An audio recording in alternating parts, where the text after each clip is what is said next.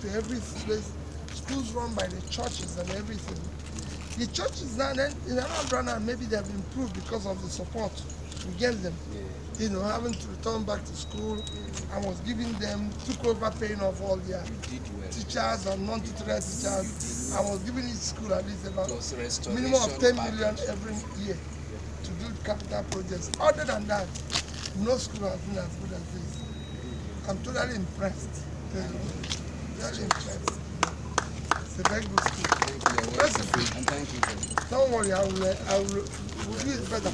You know, I was in charge of the school press, the CKs, and then became, are you getting it?